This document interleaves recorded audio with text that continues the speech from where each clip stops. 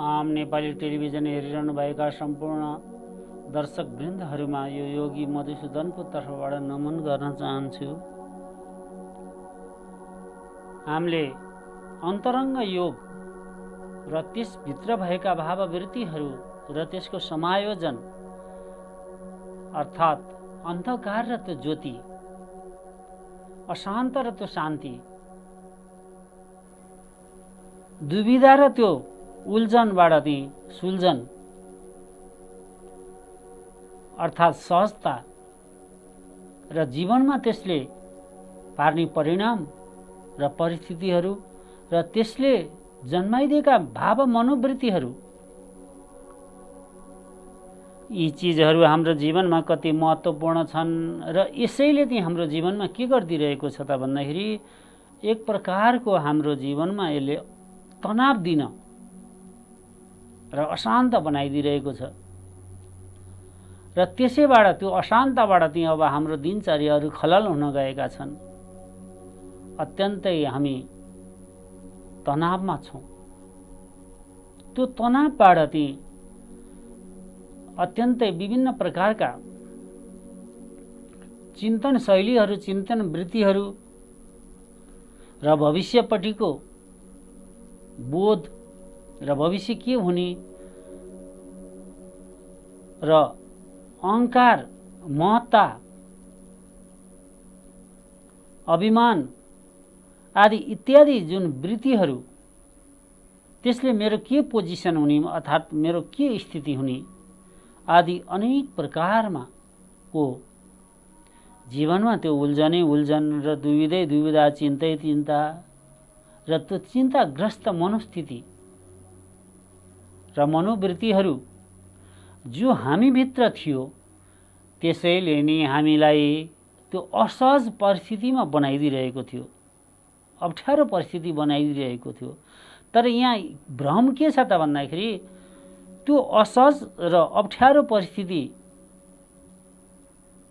र त्यो सहजता प्राप्त गर्न नसक्दाको अवस्थामा चाहिँ हामी के गर्छौँ त भन्दाखेरि अरूमा दोषारोपण गर्न जान्छौँ। सुखानुसय राग, दुखानुसय दोष, योग दर्शन।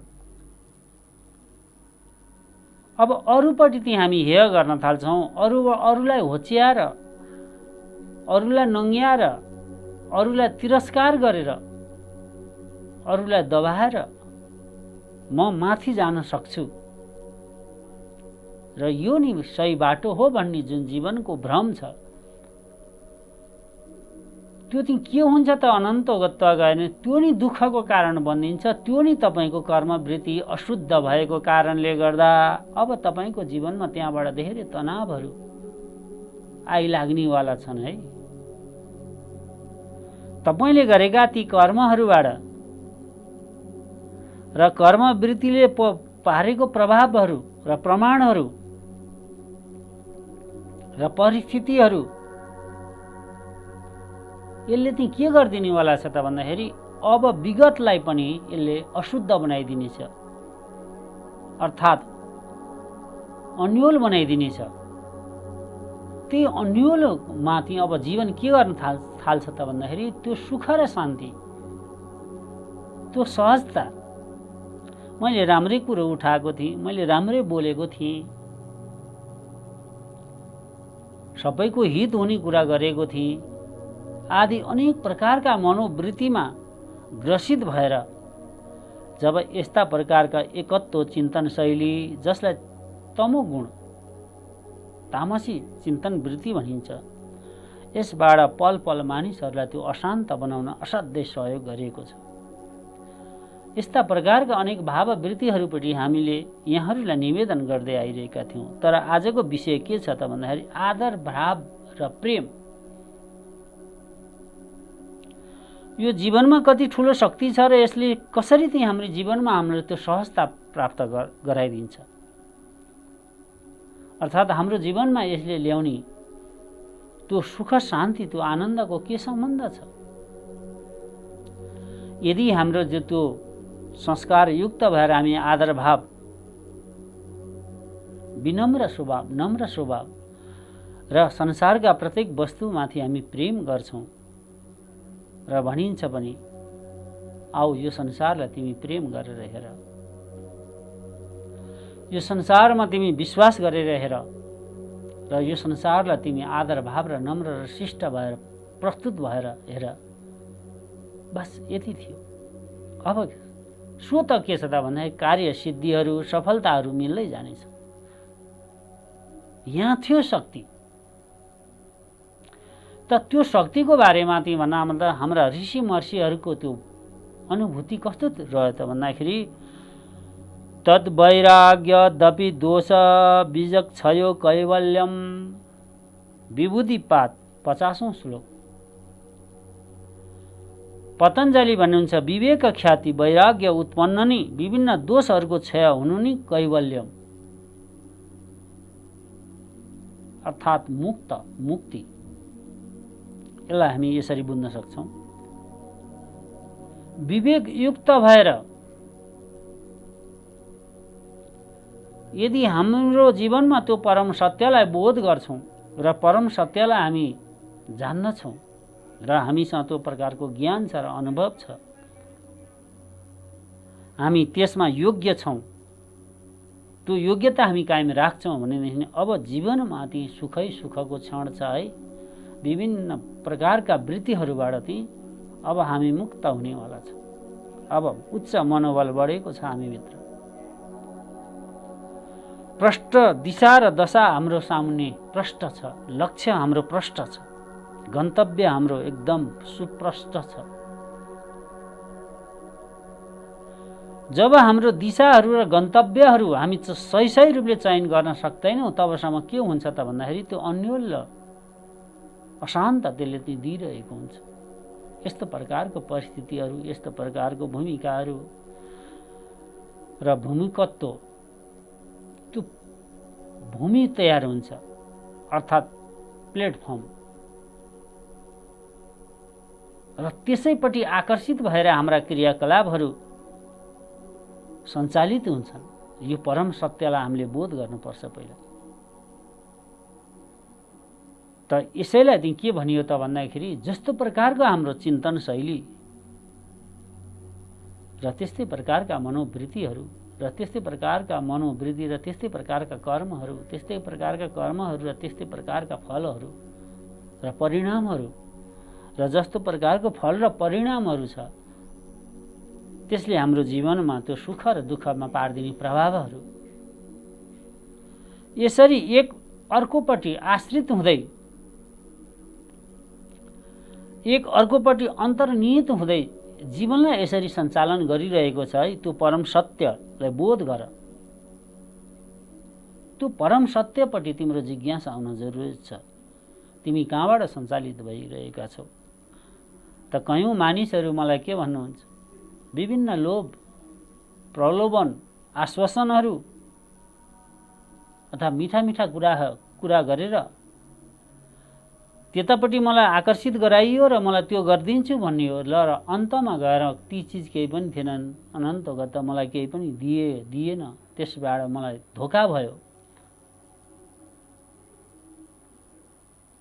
मलाई विश्वासघात भयो आदि अनेक प्रकारका ती अभिव्यक्ति दिँदै मानिसहरू हिँडिरहेका छन्। त्यो हुनुमा के थियो त भन्दाखेरि यहाँ दर्शनले के भन्छ, त्यो हुनुमा सर्वप्रथम तपाईको कमजोरी थियो, तपाईको स्वार्थ र संकीर्णता र वासनाले तपाईलाई त्यहाँ तानेको थियो। त्यतापट्टि तपाईँ आकर्षित भएर त्यो जानुभएको थियो।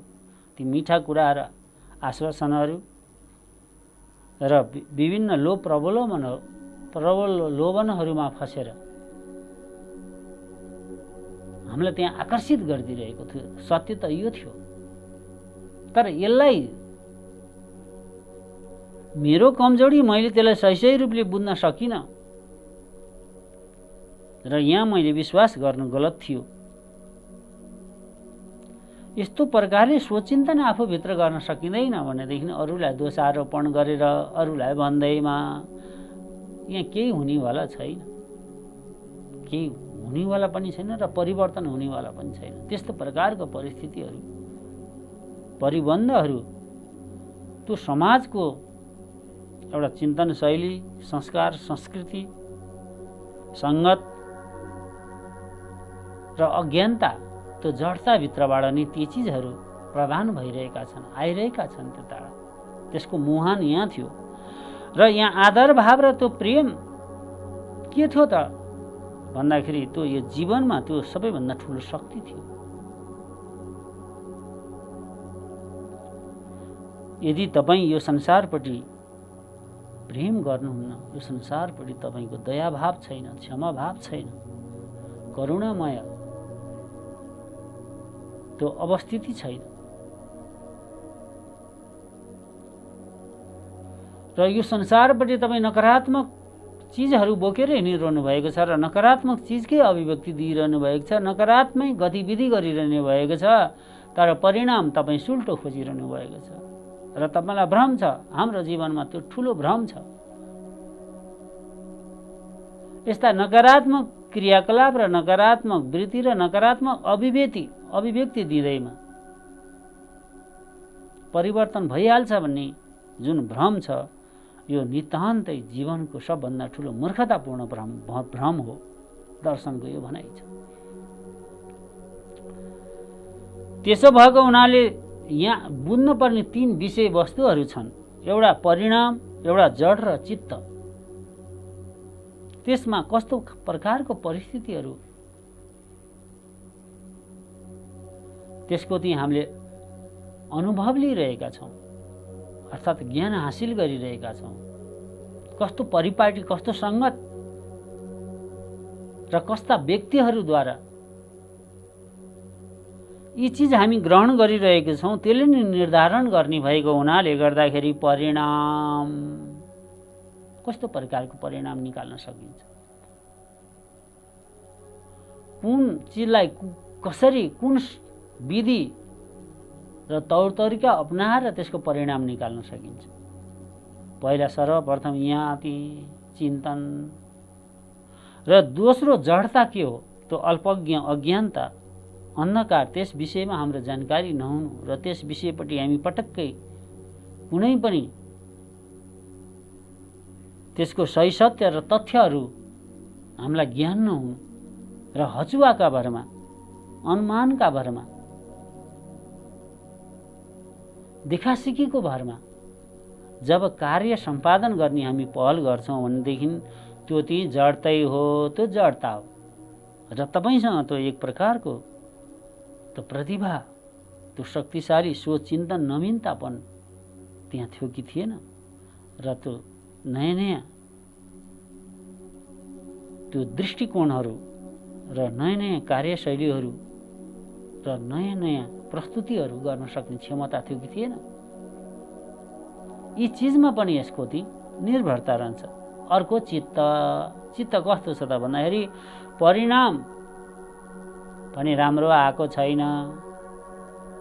अज्ञानता छ, ज्ञान छैन, जडता छ र चित्त चाहिँ के भइदिन्छ, विक्षिप्त भइदिन्छ। अब चित्तले चाहिँ के खोज्छ त भन्दाखेरि त्यो सुख प्राप्त गर्ने उसको चाहिँ ध्येय लक्ष्य छ। अब त्यसलाई चाहिँ यही उल्टो बाटो समातेर त्यो चित्त चाहिँ के छ त भने विभिन्न प्रकारको राग, द्वेष, ईर्ष्या, घमण्ड, राजसी, तामसी आदि गुणबाट चाहिँ अब भरिदिन्छ र त्यहाँबाट त्यसैबाट आक्रान्त भएर एक प्रकारको यो रोग पनि हो। यो त्यसबाट ग्रसित भएर अब अभिव्यक्ति दिन थाल्छ र सम्पूर्ण राम्रो कर्महरू मैले गरेको, नराम्रो कर्म सबैले अरूले गरेको भनेर यस्तो प्रकारको सुखानुसयी राग, दुखानुसयी द्वेष, यस्तो प्रकारको दोषारोपण गर्न त्यो चित्तवृत्तिको चाहिँ स्वभाव छ भन्न खोजिएको। यस्तो प्रकारको त्यो परिदृश्यहरू र परिस्थितिहरू र परिणामहरू चाहिँ के थियो त, त्यो स्वयं हामीभित्र थियो।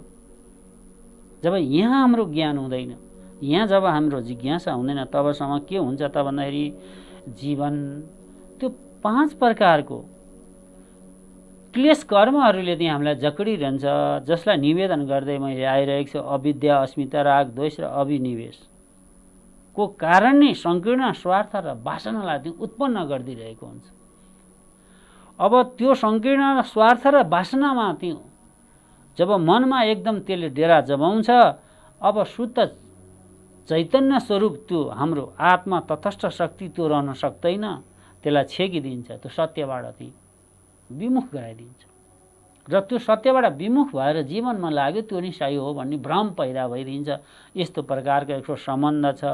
अब त्यसलाई हटाउने के उपाय हो त भन्दाखेरि एउटै उपाय हो, त्यो चाहिँ आदर भाव, नम्र र शिष्ट र शालीन र त्यो जति आवश्यकता पर्छ त्यति नै बोल्ने बानी र बोल्दाखेरि सत्यम असाध्य नम्र र जति बोल्न पर्ने त्यति नै, जति आवश्यक छ त्यति, त्योभन्दा बढी पनि नै थोरै पनि नै, ठिक्क सम। त्यस्तो प्रकारको हाम्रो जीवनशैलीमा परिवर्तन ल्याउनु पर्ने हुन्छ र त्यस्तो प्रकारको जीवनशैली र त्यो आचरणबाट नै के छ त भन्दाखेरि बल्ल तपाईँलाई निर्माणतिर अग्रता लैदिन्छ। यहाँहरूलाई निवेदन गर्दै मैले आइरहेको छु, निर्माण हुनको लागि कुनै क्षेत्र पनि त्यसको उन्नत अवस्थालाई हामी हेर्न चाहन्छौँ भने स्वयं पहिला आफूमा त्यो परिवर्तन र त्यस्तो प्रकारको संस्कार, त्यस्तो प्रकारको ज्ञानहरू, त्यस्तो प्रकारको साधना अथवा अनुभवहरू र त्यस्तै प्रकारका शिक्षा, शैक्षिक योग्यताहरू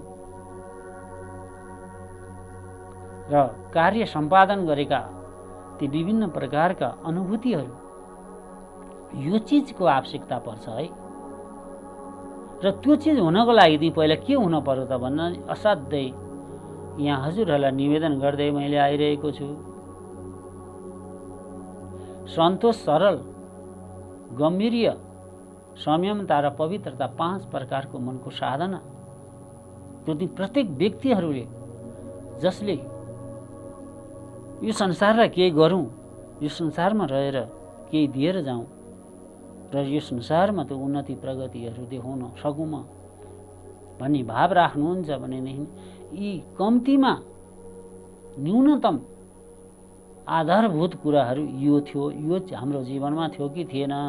बडा सुन्दर प्रसङ्ग छ। त्यस कारणले गर्दा के भनिन्छ भने यी चिज हुनको लागि तपाईँले प्राप्त गर्न लागि त्यो आदर भाव र प्रेम अब तपाईँले जगाउनु पर्छ आफ्नो जीवनमा, त्यसको सहारा लिनुपर्छ। र यहाँ के भनियो त भन्दाखेरि त्यो नम्र र शिष्ट, त्यो आदर भाव नि मानिसको त्यो सौन्दर्य हो, त्यो सुन्दरता। यहाँ मानिसहरू अत्यन्तै भौतिकताको सामान देखाएर र अत्याधिक महँगा खर्चिला चिजहरूमा लगानी गर्दैमा, त्यस चिज प्राप्त गर्दैमा त्यसमा त्यो आदर भाव र त्यो प्रेम हुन्छ भन्न सकिँदैन। संसारका वस्तुहरू किन्न त सकिन्छ, यी चिजहरू किन्न सकिँदैन। यो चिजहरू तपाईँले अन्तरङ्ग जगतमा गएर बोध गर्ने र त्यसबाट चाहिँ तपाईँले त्यसको साधना गर्नुपर्दछ। यस्तो प्रकारको यो चाहिँ परिस्थितिहरू छ र आफ्नो जीवनमा त्यो नम्र, शालीन र शिष्ट भएर त्यो आदर भाव सदैव बनाउनुहोस्। अब यहाँबाट तपाईँको जीवन सुख छ। अब यहाँबाट तपाईँको अति सारा कर्मवृत्तिहरू स्वत बन्दै जानेछन् र त्यो प्रेम गर्नुहोस् सबैमा, त्यो दया भाव राख्नु, क्षमा भाव राख्नुहोस्। त्यो खालको योग्यतालाई आफूले कायम गर्नुहोस्। त्यो नि तपाईँको के छ भने कार्य सम्पादनको लागि प्रज्ञा भनियो, अर्थात् ज्ञान भनियो। यीबाट चाहिँ अब तपाईँका सबै कामहरू बन्नेवाला छ। अब तपाईँको जीवनमा आमूल परिवर्तन हुनेवाला छ। त यस्तो प्रकारको महर्षि पतञ्जलिको बोध थियो र त्यसै गरी भन्नुहुन्छ स्थान्योपनि मन्त्रेण सङ्गस्य मयकरणं पुनरनिष्ठा प्रसङ्गात्। 51 श्लोक विभूतिपाद। अर्थात् जो स्थानमा जिएको आवश्यकता पर्छ र जसलाई जसरी सम्मानित गर्नुपर्छ, जसरी आदर भाव गर्नुपर्छ, नम्र र शिष्ट भएर पस्किनुपर्छ र उपस्थित हुनुपर्छ, त्यस्तो प्रकारको अभिनय गर्नुपर्छ आदि इत्यादि जे होस्, र त्यसलाई यथोचित सम्मान दिनु र उसको क्षमता र उसको शक्ति र सामर्थ्यलाई सम्मान गर्नु र विभिन्न स्थान हुनसक्छ, व्यक्तित्वहरू हुनसक्छ, जे पनि हुनसक्छ। यहाँ के भनियो त भने थानवालाको आदर गर्नु, जो जुन ठाउँमा छ त्यस ठाउँमा र त्यो अधिकार लिएर बसेका मान्छेहरूको सम्मान गर्नु, त्यो पदीय मर्यादा अर्थात् त्यो स्थान मर्यादा त्यो कायम राख्नु। त्यो यदि कायम राख्दैनौ यो केही होइन भन्न थाल्यो भने काम हेरिन्छ है, त्यसबाट काम बन्नेवाला छैन। कति सुन्दर प्रसङ्ग छ। र आफूमा त्यो नम्रता र त्यो शालीनतापन, त्यो शिष्टतापन र दया भावहरू यदि हाम्रो जीवनमा त्यो ल्याउनु, घमण्ड आदि नगर्नु र घमण्ड आदिलाई त्याग दिनु। किनकि त्यसो गर्न सकिएन भनेदेखि फेरि पनि अनिष्ट अथवा विघ्न हुन सक्ने सम्भावनाहरू छ है। र त्यसका चाहिँ के भनियो त भन्दाखेरि 4 प्रकारको चाहिँ त्यो भूमिका रहन्छ भनेर भन्नुभयो। त पहिलो भूमिका के भन्नुभयो भनेदेखि प्रथम काल्पिकः भनेर बताउनुहुन्छ। प्रयास गरिरहने, अभ्यासमा व्यस्त भइरहने, कोसिस गर्ने, साधनाहरू गर्ने, त्यस्ता प्रकारका चाहिँ हामीसँग जे आवश्यकता पर्छ, नम्र, शिष्ट, शालीन, दया, प्रेम आदि, ती चिजहरूलाई चाहिँ साधना बनाउनु पर्छ। र यहाँ कति सुन्दर छ भावहरू। यो संसारमा तपाईँ सकारात्मक भएर हिँड्नुहोस्, सबै चिज त्यहाँबाट बन्नेवाला छ। अब कहिलेकाहीँ तपाईँ सकारात्मक भएर त्यो सद्भाव, आदर भाव, प्रेम, स्नेह, करुणा आदि तपाईँ बाँड्दै हुनुहुन्छ अर्थात् अभिव्यक्ति गर्दै हुनुहुन्छ। त्यस्ता क्रियाकलाप गर्दै हिँड्दाखेरि तपाईँमा यदा कदा लान्छनाहरू लाग्ने, अप्ठ्यारा वातावरणहरू आउने र तपाईँमाथि दुर्व्यवहार हुने, अपशब्दहरूको प्रयोग हुने, ती व्यवहारमा प्रस्तुत भएका छन्। तर त्यस्तो अवस्था के गर्ने त भन्दाखेरि त्यसलाई पनि त्यतिकै सम्मान रूपले त्यसलाई ग्रहण गर्ने। हेर्नुहोस्, यो विशिष्टीकरण अर्थात् विशिष्ट अवस्था, त्यस्तो अवस्थालाई नि परिवर्तन गरिदिन सक्ने सामर्थ्य कहाँबाट आउँछ त भन्दाखेरि त्यो आदर भाव र प्रेमबाट। त्यस्तो प्रकारको अवस्थित स्थितिहरू छन्। र त्यसै गरी मधु भूमिका ऋतम्भरा प्रज्ञा सम्या अर्थात् कुनै विषयमा तपाईँ त्यसको जानकारी लिनुभयो र त्यसप्रति तपाईँको जानकार छ र ज्ञानमा तपाईँ धेरै अगाडि बढिसक्नु भएको छ। त्यो पनि के छ त भन्दाखेरि त्यो तमोगुणमा नजाओस्, त्यो तामसी हुन नपाओस्, राजसी पनि हुन नपाओस्, त्यो सात्विकैमै रहोस्। र सात्विकीमा रहेर तपाईँले त्यस ज्ञानपट्टिको संयम अर्थात् त्यसलाई शान्त भएर तपाईँको असाध्यै मर्यादित व्यवहारहरूले मात्रै अब तपाईँसँग भएको त्यो ज्ञानको शोभा बढाइदिनेवाला छ। त्यहाँबाट मात्रै त्यो ज्ञानको चाहिँ मूल्य हुनेछ। र त्यस्तो मानिसहरूमा यी 5 प्रकारका कल्मस, क्लेशहरू र कालुष्यहरूको कारणले गर्दाखेरि त्यस्तो प्रकारका परिदृश्यहरू बडा विरलै मानिसहरूले प्राप्त गर्न सक्छन् है। एउटा ज्ञान आर्जन गर्नु र अध्ययन अध्यापन गर्नु र त्यसबाट त्यो नम्र र शिष्ट, त्यो शालीनता भएर पस्किनु, प्रस्तुत हुनु र प्रेम सबैमा त्यो दया भाव प्रकट गर्दै हिँड्नु। त्यो नि के हो त भन्दाखेरि त्यो मधु भूमिका, त्यसमा धेरै नै शक्ति छ है, मिठास छ है, त्यो आनन्द छ। यस्तो प्रकारले व्याख्या गरिदिनुहुन्छ। र तेस्रोमा त्यसै गरेर ती प्रज्ञा ज्योति, अब यस्तो प्रकारको आचरण तपाईँको हाम्रो जीवनमा अब हामीले त्यहाँ ती साधनाद्वारा त जीवनको त्यो होसियारी र सतततापूर्ण संयमित भएर अब जीवनलाई हामीले चाहिँ अगाडि बढाउन थाल्यौँ र विभिन्न प्रकारका अध्ययनहरू, साधनाहरू, अन्तरङ्ग बहिरङ्ग आसन प्राणायामहरू, ध्यानहरू आदि इत्यादि जब गर्दै अगाडि बढ्दै जानेछौँ तब एक दिन यस्तो दिन आउनेछ सविचार, निर्विकल्प, निस्वार्थ, त्यस्तो प्रकारको चित्त अब यहाँ पवित्र भएको छ, मन सङ्लेको छ, शरीर स्वस्थ छ, उच्च मनोबलहरू तपाईँको सामुन्ने छन् र सबैपट्टि तपाईँको स्वत आदर भाव र नम्रता त्यहाँ अब प्रकट हुन थाल्छ। सबै माथि प्रेम गर्न थाल्नुहुन्छ। यस्तो प्रकारका परिस्थितिहरू पनि तपाईँको जीवनमा आउनेवाला छ र त्यसैलाई ती तपाईँ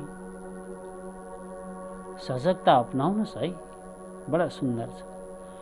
अब चौथोमा गएर अतिक्रान्ति भावनीय,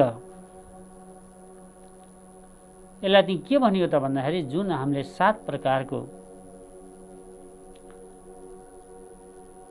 भ्रान्ति भूमि प्रज्ञा जुन बारेमा हामीले चर्चा गरेको थियौँ, 7 प्रकारका यस्तो प्रकारका चाहिँ परिस्थितिहरू हुन्छ, त्यसैमाथि बोधयुक्त, त्यसलाई बोध हुनु